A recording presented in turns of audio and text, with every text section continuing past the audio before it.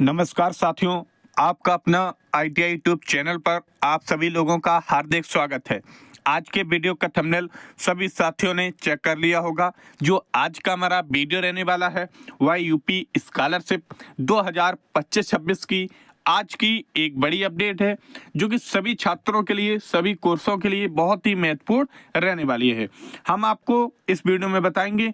पहली बार आपने थंबनेल के माध्यम से ही देख लिया होगा, आ गई बुरी खबर, ऐसे छात्रों का पैसा नहीं आएगा। तो हम आपको इस वीडियो में बताने वाले हैं। काफी लोगों के करंट स्टेटस अपडेट हो रहे हैं, तो काफी लोगों के स्टेटस में अलग अलग प्रक्रियाएं, समस्याएं उत्पन्न हो रही हैं। क्या क्या समस्याएं ऐसी रहेंगी जिस कारण से जो उनका पैसा उनके बैंक अकाउंट में नहीं आएगा। प्रयास ये रहेगा कि एक एक पॉइंट आपको क्लियर करें, जिससे कि आपको इस वीडियो के अलावा कोई दूसरा वीडियो देखने की आवश्यकता यूट्यूब पर ना पड़े। और वीडियो प्रयास करेंगे वीडियो कम समय का रहे और जानकारी आपके पास सटीक पहुंची। अगर आप आपका अपना आईटीआई यूट्यूब चैनल पर पहली बार जुड़े हों तो इस यूट्यूब चैनल को सब्सक्राइब कर लें, और वीडियो अच्छा लगे तो अंत में हमारे वीडियो को लाइक अवश्य करें। चलिए सबसे पहले हम बात करते हैं कि हाल ही में आप लोगों ने देखा होगा कि सत्र 2025 और 26 का यूपी स्कॉलरशिप के फॉर्म भरे जा रहे हैं। फिलहाल में 20 दिसंबर जो कि लास्ट डेट थी उसे बढ़ाकर अब आगे कर दिया गया है। तो अब छात्रों के स्टेटस भी अपडेट हो रहे हैं। तो सबसे पहले हम आपको बताना चाह रहे हैं कैसे कैसे स्टेटस वालों का जो पैसा है वो नहीं आएगा।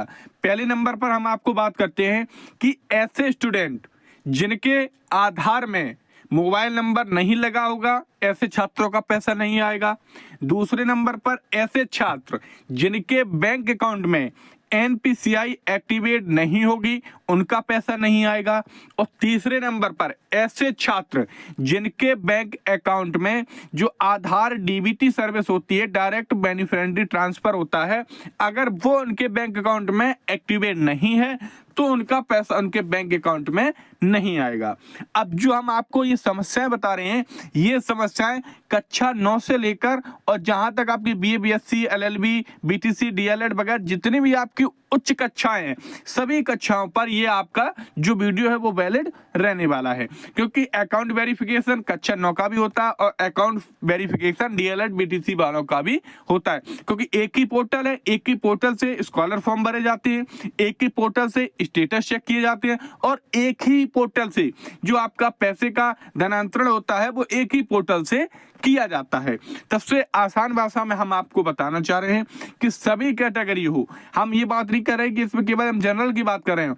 आपकी जनरल कैटेगरी हो, आपकी ओबीसी कैटेगरी हो, आपकी एससी कैटेगरी हो, आपकी माइनॉरिटी कैटेगरी हो या आपकी एसटी कैटेगरी हो, तो कोई भी आपकी कैटेगरी हो, अगर आप उत्तर प्रदेश में किसी भी कॉलेज में आपका एडमिशन है और वहां पर आप अपनी छात्रवृत्ति का फॉर्म भर रहे हैं, तो दी गई हमने आपको 3 बातें बताई थी। एक तो आपके आधार कार्ड में मोबाइल नंबर लगा होना चाहिए, दूसरी बात आपके बैंक अकाउंट में एनपीसीआई एक्टिवेट होना चाहिए, तीसरी बात आपके बैंक अकाउंट में आधार डीबीटी सर्विस भी आपके बैंक अकाउंट में एक्टिवेट होना चाहिए। और सबसे बड़ी बात है कि आपके बैंक अकाउंट में और आधार में जो आपका फिंगर होता है, जिसे हम ई-केवाईसी बोलते हैं, वह आपका फिंगर एक्टिवेट होना चाहिए। जैसे कि आसान भाषा में हम आपको बता सकते हैं कि आपके फिंगर से, आपके थंब से आपका जो पैसा है वो किसी साइबर कैफे की दुकान से अगर आपके अकाउंट से निकलता है तो आपका अकाउंट सही है और कोई भी प्रकार की आपके बैंक अकाउंट में कमी नहीं है। अब हम आपको आगे वीडियो में बताएंगे कि आप अपने बैंक अकाउंट में कैसे चेक कर पाएंगे कि आपके बैंक अकाउंट में कौन सा बैंक है जो एक्टिवेट है, एनपीसीआई जिससे एक्टिवेट है, जिससे आपकी आधार डीबीटी सर्विस एक्टिवेट है, और जिससे आपका जो फिंगर है वो आपका एक्टिवेट है। तो चलिए हम गूगल पर आपको ले चलते हैं। गूगल के माध्यम से आसान तरीके से हम आपको बताएंगे कि आपका क्या स्टेटस अगर आपके में दिख रहा है तो आपका पैसे आने की पूरा चांस है। तो आपने देखा होगा गूगल आपके सामने खुलकर आ चुका है। अब आपको जो आधार की यूडीआई वाली सर्विस होती है वो सर्विस आपको यहाँ पर क्लिक करनी है, जिससे कि आधार का पूरा आपका काम होता है। अब आपने देखा होगा जो आधार की वेबसाइट है UIDAI करके है। जैसे इस वेबसाइट पर हम क्लिक करेंगे तो इस वेबसाइट पर अभी आपने देखा होगा कुछ नो इंटरनेट इशू की वजह से यहाँ पर सर्वर थोड़े कम आ रहे हैं, इस वजह से जो हमारा ये पोर्टल है वो आपका ओपन नहीं हो पा रहा है। चलिए कोई बात नहीं, हमने जो एक को स्क्रीनशॉट है वो अपने पास उपलब्ध करा लिए हैं। वो स्क्रीनशॉट के माध्यम से हम आपको बताना चाह रहे हैं कि अगर आपके में इस तरीके से अगर आपका कोई जो डैशबोर्ड है या आपका जब आप चेक करेंगे अगर आपके बैंक अकाउंट में, थोड़ी सी आसान भाषा में आपको बता दे रहे हैं, थोड़ा इंटरनेट नहीं चल पा रहा है, इसके लिए थोड़ा हम आपको क्षमा प्रार्थी भी आपसे कह सकते हैं।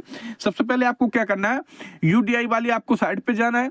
जैसे आप साइट पे जाएंगे तो जो पहली वाली लिंक आएगी आपको उस पर क्लिक कर देना है और लिंक के बाद अब यहाँ पर एक ऑप्शन आपको दिखाई दे रहा, बैंक आधार सीडिंग, क्या करके दिखाई देगा, बैंक आधार सीडिंग, तो उस पर आपको क्लिक कर देना है। वहां पर आपको अपना आधार नंबर डाल लेना है और उसके बाद आधार नंबर जैसे डालेंगे तो आपका OTP जाएगा, आप OTP सबमिट कर देंगे और आपके सामने इस तरीके से जो एक नया डैशबोर्ड है वो आपके सामने ओपन हो जाएगा। ये डैशबोर्ड आपको दिखाई दे रहा होगा। अब इस डैशबोर्ड में कमी क्या है कि इस डैशबोर्ड में कमी ये है कि इनका जो आधार है वो बैंक अकाउंट से लिंक ही नहीं है। यहाँ पर लिखा हुआ है no bank record is found for this Aadhaar number. इस आधार नंबर से कोई भी बैंक अकाउंट में Aadhaar banking seeding status inactivate है। यहाँ पर आपको दिखाई दे रहा होगा, यहाँ पर लिखा हुआ है इनएक्टिव, मतलब जो आपका आधार स्टेटस है आपके बैंक अकाउंट से वो जुड़ा ही नहीं है। इस केस में आपका पैसा 101% नहीं आएगा, क्योंकि सरकार जो पैसा ट्रांसफर करती है वो PFMS के माध्यम से करती है और PFMS पूरा स्टेटस बैंक के आधार पर निर्भर करता है। अगर आपके बैंक अकाउंट में ये सारी चीज करेक्ट है तभी PFMS आपके पैसे को आगे ट्रांसफर करता है। एक तो स्टेटस आपके सामने ये आ गया, तो अगर आपके में ये स्टेटस आ रहा है तो आपको तुरंत ही अपने बैंक अकाउंट में NPCI को एक्टिवेट कराना है। अब अगर हमें छात्र ज्यादा से ज्यादा कमेंट करेंगे तो एक आसान भाषा में आसान स्टेप से और कम समय का वीडियो कि NPCI अपने आधार में कैसे लिंक करेंगे, किस किस बैंक में कर सकते हैं, तो उसका एक हम इंडिविजुअल वीडियो आपके पास पहुंचा देंगे विद इन 1 से 2 दिन में। अब एक तो आपका ये स्टेटस हो चुका है, अब दूसरा आपका स्टेटस इस तरीके से आ रहा है, आपने देखा होगा। अब ये जो आपका स्टेटस आ रहा है यहाँ पर लिखा हुआ है the congratulation your Aadhaar bank mapping has been done.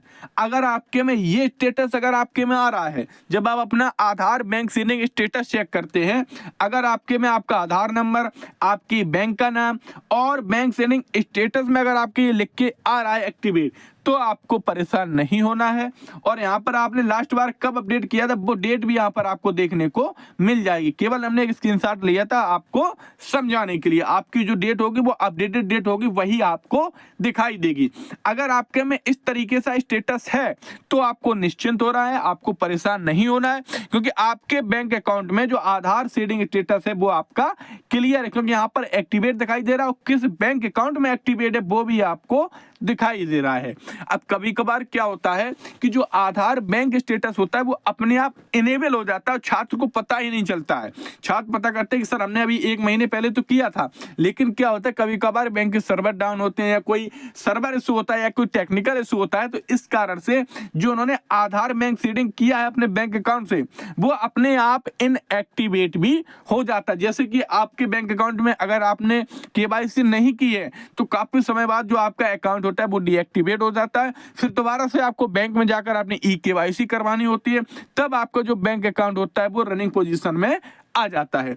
तो सबसे पहले हम अब आपको एक नोट के माध्यम से बताना चाह रहे हैं, अगर आपको पैसा चाहिए है अपने बैंक अकाउंट में तो पहले नंबर पर अपने बैंक अकाउंट की सारी डिटेल्स को आपको सही रखना होगा। अब सही रखने के लिए हम थोड़ी सी आपको एक आसान भाषा में 2-4 पॉइंट आपको बता दे रहे हैं। अगर आप ये सही कर लेते हैं तो आपको किसी भी प्रकार की कोई समस्या नहीं होगी, आसान तरीके से जो आपका पैसा है वो आपके बैंक अकाउंट में देखने को मिल जाएगा। सबसे पहले नंबर पर अपने बैंक अकाउंट में NPCI आपको एक्टिवेट करनी होगी, दूसरे नंबर पर आधार DBT सर्विस आपको एक्टिवेट करनी होगी, तीसरे नंबर पर अपने आधार में आपको बैंक अकाउंट अपना लिंक कराना होगा बैंक अकाउंट, और चौथे नंबर पर अपने बैंक अकाउंट अकाउंट में आपको जो आपकी ई-केवाईसी होती है वो आपको दोबारा करानी पड़ेगी और अपने बैंक अकाउंट में आपको एक जो रनिंग पोजीशन वाला मोबाइल नंबर जो आधार से लिंक है वो मोबाइल नंबर आपका अपडेट होना चाहिए, चालू होना चाहिए। अगर ये सारी प्रक्रियाएं हैं और आपके बैंक अकाउंट में अगर आपका जीरो बैलेंस वाला अकाउंट है तो कम से कम 1000 रुपए उस बैंक अकाउंट में आपके होने चाहिए। बैंक अकाउंट में आपका जीरो बैलेंस नहीं होना चाहिए। तो ये सारी चीजें आप अपने बैंक अकाउंट में चेक कर लें।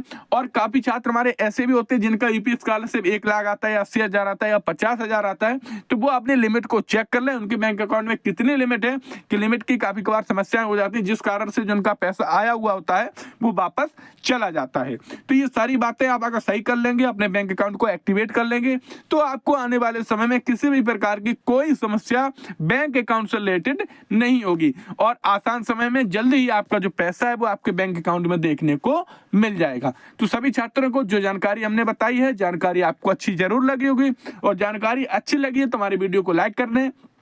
जो भी आपके नए साथी हो जो यूपी स्कॉलरशिप का फॉर्म भरे हो या भरना चाह रहे हो या उन ग्रुप में ऐड होना हो या जानकारी चाहिए हो तो उस वीडियो को शेयर कर जिससे कि वो हमारे यूट्यूब चैनल से जुड़ सकें और यूट्यूब चैनल के जुड़ने के साथ साथ भी हमारे व्हाट्सएप चैनल से, हमारे टेलीग्राम चैनल से भी जुड़ सकें।